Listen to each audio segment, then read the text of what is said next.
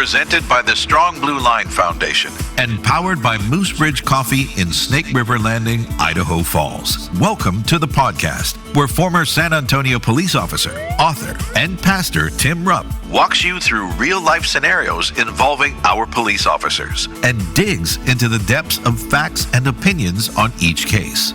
This is Cop Talk, and it starts now.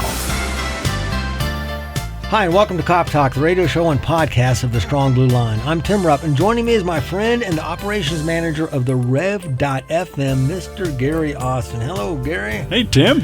Here we are, man. What they call it? They call it the dog days of summer. That's true. But you know how hot July was, especially at the end of July? Yes. And then, and I've been telling my wife since we've been here. We've been here 19 years now. And I've been telling the last few years, I said, August is coming, it's going to start cooling down. She goes, it doesn't cool down. I said, it does.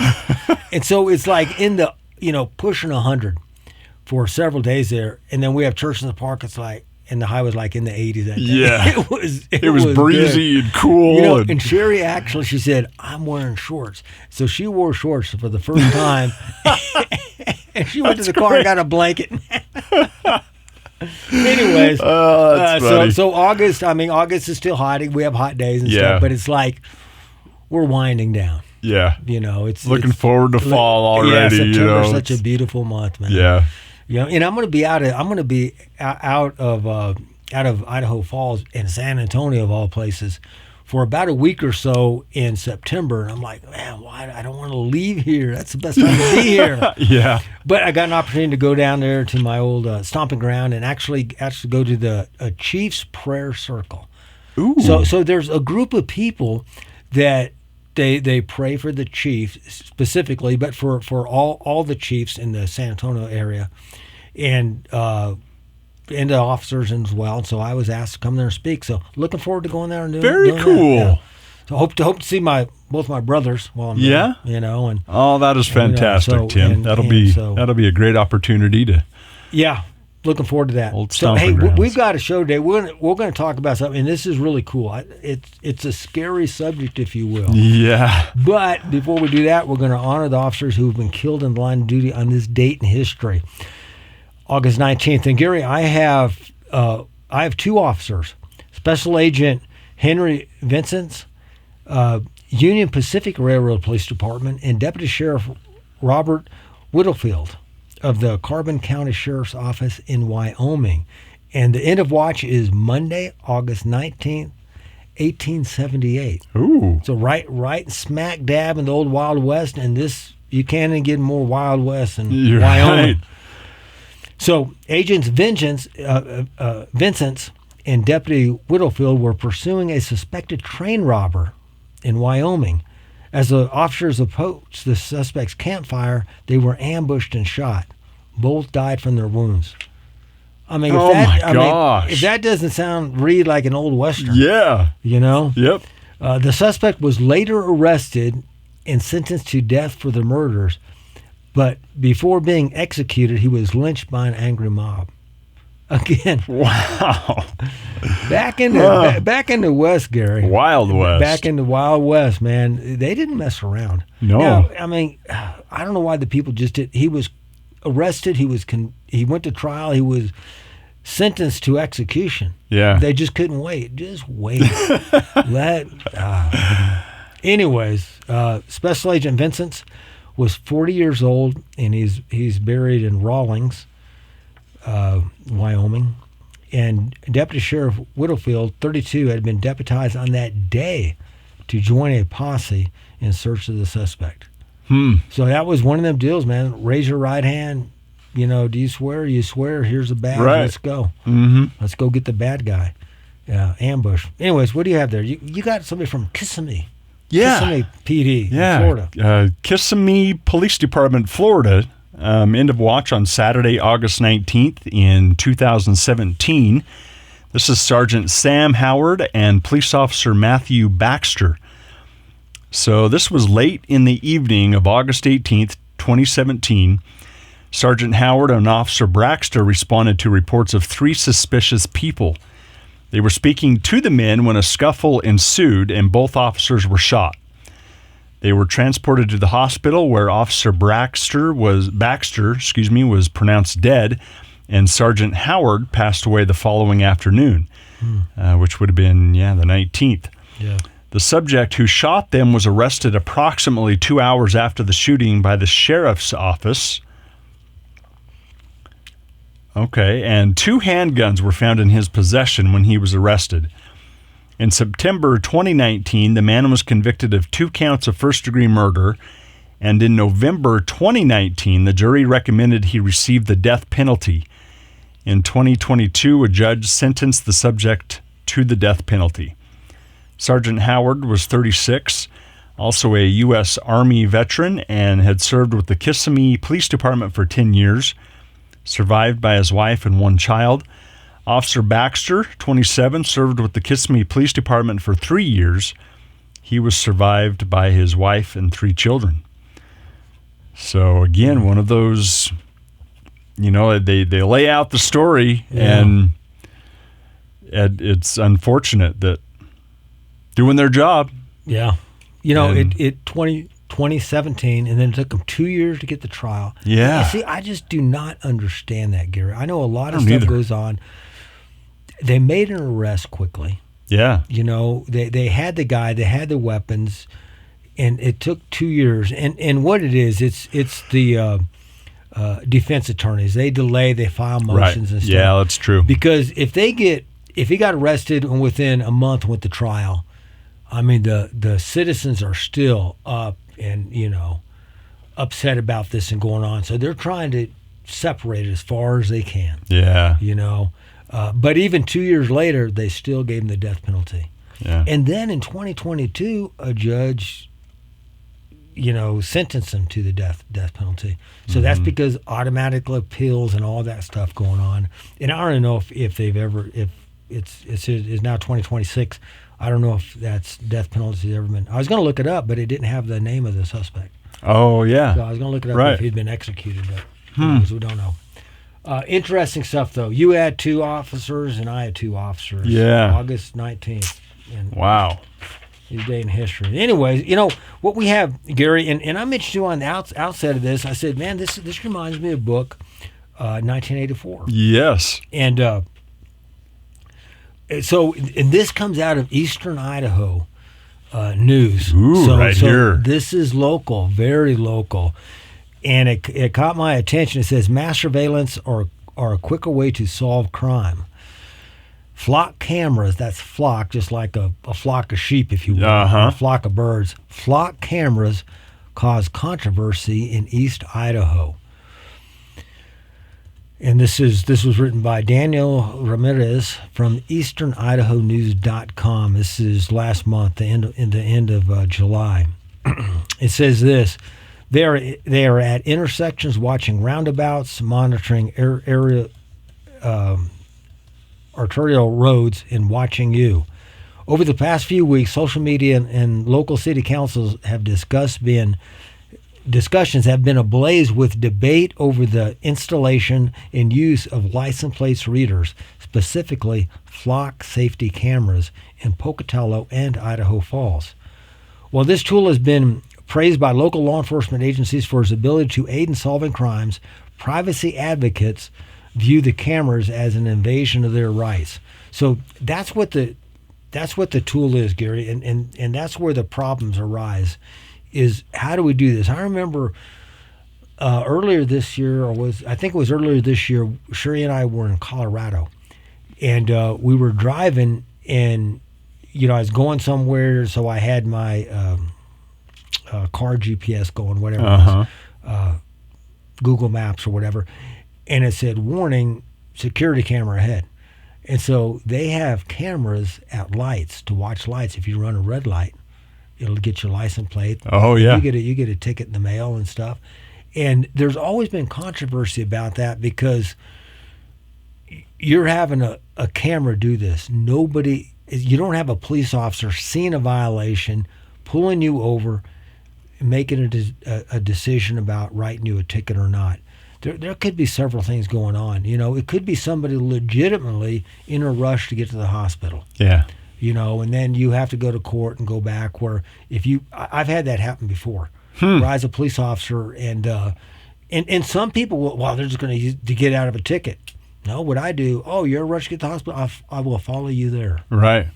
And we'll see. I don't really need to, okay. See your driver's license. Yeah. So a police officer can make that determination. But if I pull somebody over and the guy's wife is, having a baby and stuff, I'm going to follow me. I'm going to hit the overhead lights. I'm going to escort them there safely. Right. And with the cameras, you don't have that. And so you take out the personal thing about that. And so these cameras, and we know cameras nowadays they're very good. They are.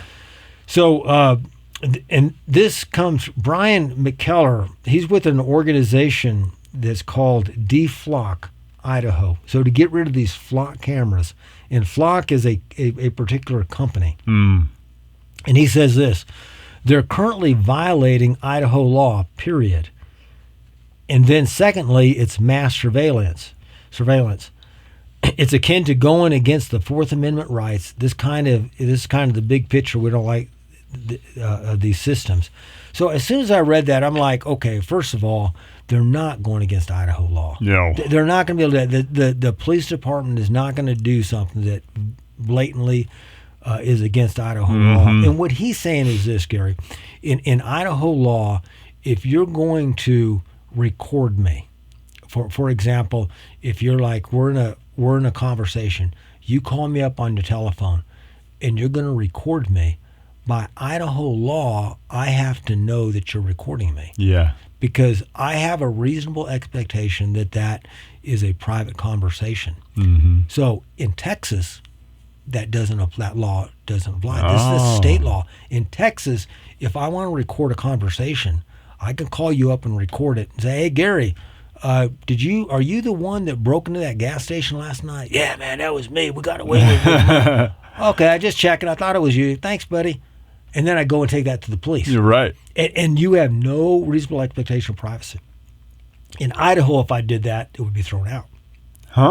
Can't use. Because there's different laws in different states. So what this guy is saying here, this Brian McKellar is saying, well, they can't record you. You can go stand on the corner, Gary, take out your iPhone or your Droid and film traffic. Yeah. There's nothing illegal about that. You can go and do that. There's nothing illegal about it. And you can go show the police, hey, look, I filmed this, and I filmed this guy erupt, man. Look, he ran through this stop sign. They could take that thing, write me a ticket if they wanted to. Now, they're not going to be doing that because they're not going to be letting people do all that. But they could do it. Yeah. There's nothing illegal about it. In other parts of Idaho, cities like Caldwell have seen tort claims filed over the city's use of these cameras. Now, a tort claim is not a criminal. A tort refers to civil. There's civil law and there's criminal law. Yeah. So if these police departments were violating the Idaho code, you could file a criminal complaint against them. Hey, you're breaking the law. You can't do this. Well, it's not, but they can say, well, it's civilly.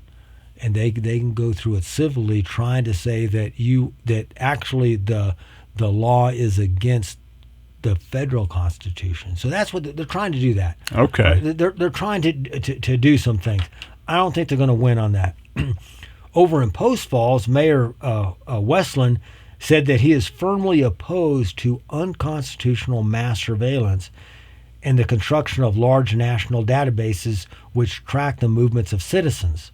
While Flock may never enter Post Falls under Westland's watch, the city does use Motorola license plate readers, but in a limited scope. So they're already doing something else. So this is what this is, Gary. This is a political hot potato. Yes. And where do we go? So what does Flock Safety do? It is a company that develops flock cameras used across the country. Motorola and Axon are other notable companies that sell a similar product. Flock doesn't make cameras just for law enforcement, but also for other institutions like churches, residential areas, and businesses. Now, Gary, unbeknownst to you, you may not know this, but when you come on the campus of Water Springs, you are under camera surveillance. Really? Yes, you are. We've got like 40 or 50 cameras all over the place. Yes. And they're in the parking lot. They're in the hallways. They're in the sanctuary. Yeah, we got one in the studio. We have one in the studio. We can wave to them right now. Yeah. We can wave to them. Uh-huh. And so we have cameras everywhere. And we're a private organization. We can do that. Yeah. And it goes down to this, Gary. The key issue, they say, well, it violates the Fourth Amendment. So what's the Fourth Amendment? The Fourth Amendment guarantees that the federal government or a state government, because all state governments fall under the Constitution, the United States Constitution, they cannot search you without a probable cause, without a warrant based upon probable cause. So what the complaint is, okay, you need to get a warrant to do this. Well, the key to that is a reasonable expectation of privacy. Mm-hmm.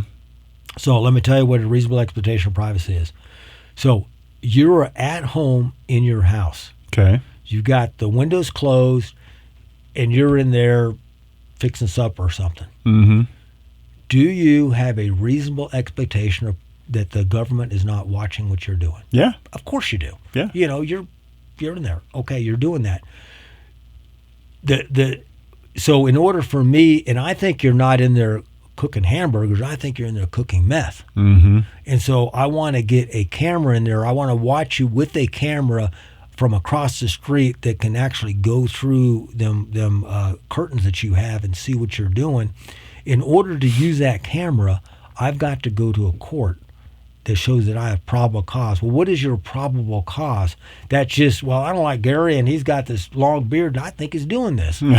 No, that's not You're good right. enough. That's not good enough. Doesn't hold up. So I developed probable cause because, hey, a guy was there. He said he knows Gary. I got a sworn statement. That's what Gary's doing. I see cars going all the time. Mm-hmm. These guys that are known drug dealers in and out of his house, Okay, there's probable cause to believe it. Then I can get the warrant. Mm-hmm. And then I can do that. So what they're saying is, well, these cameras, you need a warrant to do that. No, you don't, because you do not have a reasonable expectation of privacy when you're in public place. Right. Like when you go into Walmart, you don't have a reasonable expectation of privacy. When you go into the bathroom in Walmart, yes, you have a reasonable expectation of privacy. Yeah. Because if Walmart put cameras in their bathroom, they're like, well, we have a lot of shoplifters. That's a crime. Guys, you know what? There's an expectation of privacy in here. That would be a civil lawsuit. Yeah. Right. And so and I don't think that would rise to criminal, but it would be Walmart wouldn't do it. Right. Exactly. We would own Walmart. Yes, we would. So this is what it all comes down to: is there a reasonable expectation of privacy? And so Tim, I was thinking, as you were talking about security cameras, here on campus, there is a lot of benefits, and similar to the flock idea, looking at the location of a suspect, or we believe the suspect went in this direction based on this information. Okay, great. That could also be used, security cameras, on a suspect or well, I was at church. Oh, were you? Oh, we're going to use the cameras. Your car wasn't at church. Your car wasn't at church. We didn't see you. Right, You know what I mean? So exactly. So Gary, how does this work? So how this works is it's a very interesting article, and East Idaho News, they write a 14-page article when 2 pages would do. Anyways, so I read through this article, and this is the way it works. So the only time that they can actually turn the cameras on and monitor them is if a crime has been committed. Okay. So, for example, so let's say these cameras are set up at Sunnyside and Holmes. And they got them out there, Sunnyside and Holmes, which they probably do. Yeah. And there's a robbery that takes place down the street. Mm-hmm. And okay, we have a robbery, we have something now, we think that he probably went this way, so we're going to turn the cameras on. So they they get access to the cameras. Not that they turn them on a half hour after the crime takes place. It's always recording. Oh, yeah, right. But they can't get access to it unless they have a reason. There's a crime has been committed, a misdemeanor or a felony. So it doesn't have to be a felony, misdemeanor or felony. So they go in there, And they start looking, and they said, well, it was a black Chevy truck with dark tinted windows that fled the scene. And so, boom, hey, there's a dark Chevy, there's a black Chevy truck with dark tinted windows, and it goes by there 1 minute after the robbery was reported. Yeah. And it sped through the light. So there's a good chance that's the him. suspect. That's okay. We got the license plates and stuff. So then they can follow up, and then they got your license plates, and they go to you, and they realize that, and you say, I was in church. Yeah, you're like, your truck wasn't in church. yeah. And so, I was in a rush, and I went by there that day because I had an emergency. I was taking my wife to the hospital. And they can verify, you were actually, because how many black Chevy trucks are in Idaho Falls? There's a bunch of them, Yeah. And so if you were innocent in that, it wouldn't hurt you any. Mm-hmm. If you're the bad guy, it solves crimes. It solves them quicker and better. So I see. That makes sense to me more now. But and so one of the concerns is abuse. Mm-hmm. So there was a sheriff in Jerome.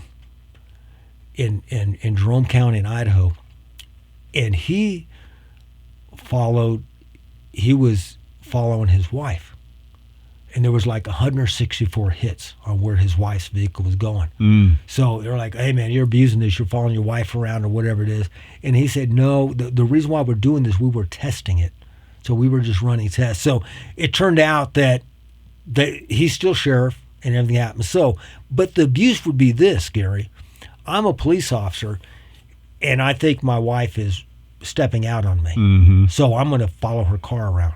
That's abuse of the system. Yeah. It's not a crime being committed. I'm using it for personal reasons. Mm-hmm. So have police done this? Yes, they have. Yeah. And police are getting fired for it. Mm-hmm. And they can get actual criminal charges against. So there is an opportunity for abuse like anything, Gary. Yes, that's right. There's always an opportunity for abuse. And so the thing is this, Gary, is technology is going forward. Do we want to use technology to make society safer? Mm-hmm. And of course we do. Yes. Of course we want. Do we want to use technology to catch bad guys? I mean, think about what if we didn't have DNA evidence? Exactly. What if fingerprint identification was never developed? Mm-hmm. Or, you can't use that. How many crimes would go unsolved? How many bad guys would be getting away with it? And so we have to set guardrails as best we can. And officers need to know, man, if you abuse this, first of all, you're going to get some days off at the minimum. Yeah. If you're just, I just wanted to check on my teenage daughter. Okay, probably, you know what? You need a couple of days off to think about that. But you're doing something over and over, maybe you need to get fired, maybe you need to get file charges against you. Mm-hmm. And so there needs to be guardrails for this because this is amazing technology. But I'm still against the automatic cameras that send you a ticket. Mm-hmm. I just don't like that. Yeah. Maybe because I'm worried about myself running. Yeah. But I just look, man. If I'm speeding or breaking the law, traffic violation, have a police officer pull me over, mm-hmm. and I can talk to him or her. Yeah. And maybe it's just, man, I'm sorry, I just wasn't paying attention. And a lot of officers they excess. You know what? Have a nice day, Mr. Rupp. Slow down. Mm-hmm. Thank you so much, officer. I appreciate that. There's a personal thing. Yeah. It also could be, well, if you have a good day, Mr. Rupp, but here's your ticket. Slow mm-hmm. down. Yes, sir, I'll do that. So I don't want to take the human element out of policing because we are policing humans. Right. And we need compassion. We need justice. We need all that kind of stuff.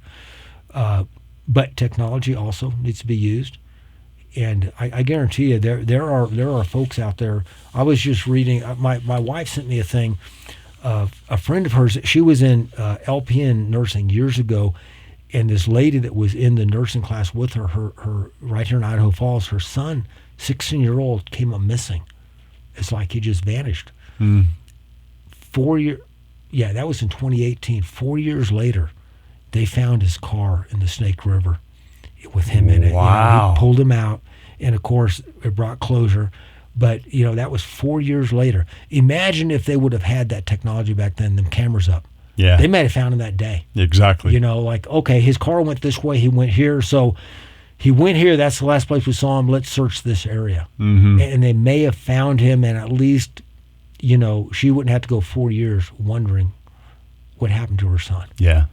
So I think there's a lot of good that could come out I of do this. too, and it's to me, Tim, it's like the subject of defund the police.